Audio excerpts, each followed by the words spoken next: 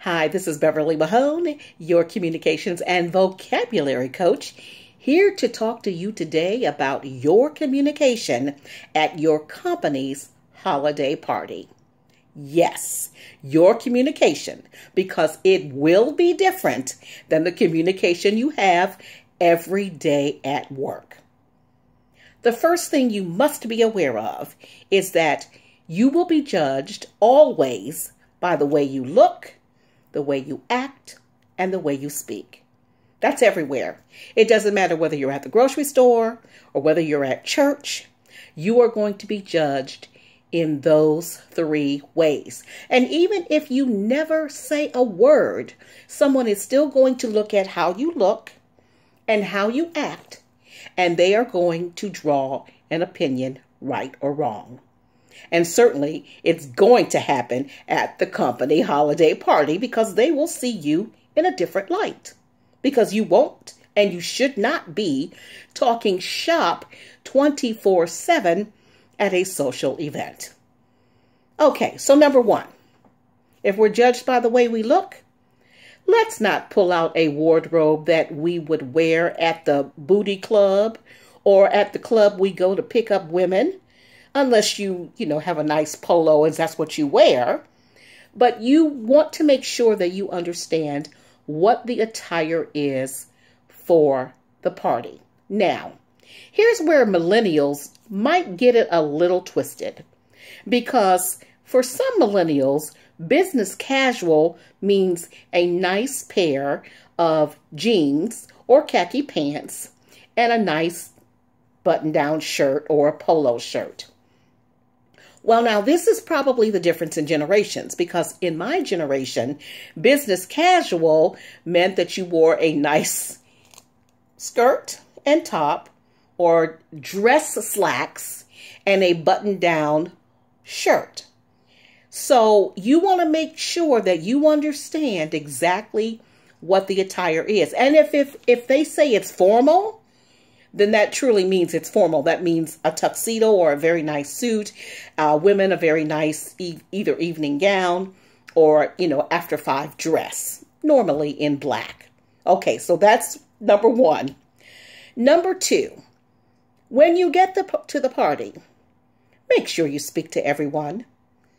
Even those people that you don't particularly care for on your job. And I know there are people that you do not get along with and you'd rather not say anything to them. But at this event, it's different. So you do want to show that you can be social. So just make the rounds and speak to everyone. Now, as far as your communication goes, if you see someone at the party and they look exceptionally nice, because they normally come to work in jeans and that's all you see and their hair is really never combed and, they kind of look like they just got out of bed every day. And then you see them and they're stunning to the point that you don't even recognize them. Remember your communication. When you walk up to them, hey, how you doing today? Wow, I cannot believe you look that good. Oh my God. Well, that is not good communication because, first of all, you've given them a backhanded compliment to tell them that, hey, when I see you at work, you look like crap. But for this occasion, you look great. No, you just let them know that they look very nice, nice to see you, and keep it moving, especially if you really don't have any conversation with them in the office. Now, when you go to supervisors, and let's just say the executives of the company, which you probably don't ever get to meet on a regular basis, make sure your communication is up to par. Don't try to impress an executive with those big words. Like, let's just give you an example. We're going to use this word because I like this word because most people mispronounce it. So you don't walk up to an executive of your company and say, hi there, Mr. Smith. My name is Beverly, and I'm really glad to finally meet you. I hear you are the omnipotent of all. Well, first of all, That's not even how you pronounce this word. It's omnipotent. And you would never refer to an executive as omnipotent, because really that is a word that's really reserved for God. And an executive, while they may be in full authority, they would not really be classified as omnipotent. So when you are speaking to an executive, make sure that you keep your conversation short, simple, to the point, and do not try to impress anyone with $10 words when $1 words will suffice.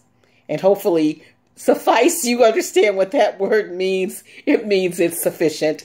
It's good enough. Okay. So now we've talked about the fact that you're going to dress the part. You're going to speak to everyone. You're not going to insult anyone.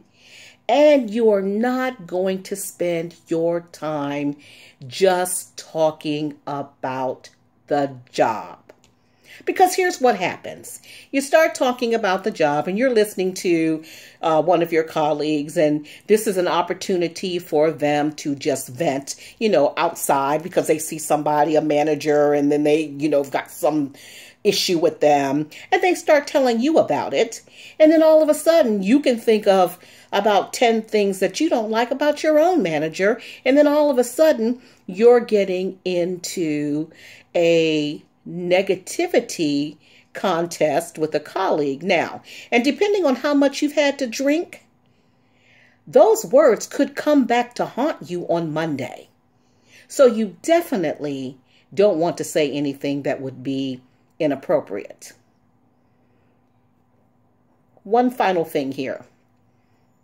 When you are, drinking, first of all, drink responsibly. And if you think you have if you've drank too much, then make sure that you arrange for an Uber driver or a designated driver to get you home. And this is something else that I learned recently, is that if you're going to have a glass, especially if it has beer in it, because, beer is cold and it tends to, get wet, the glass gets wet. Keep that glass in your left hand so that when you shake the hands of the people that you're meeting, they won't have to feel the wet.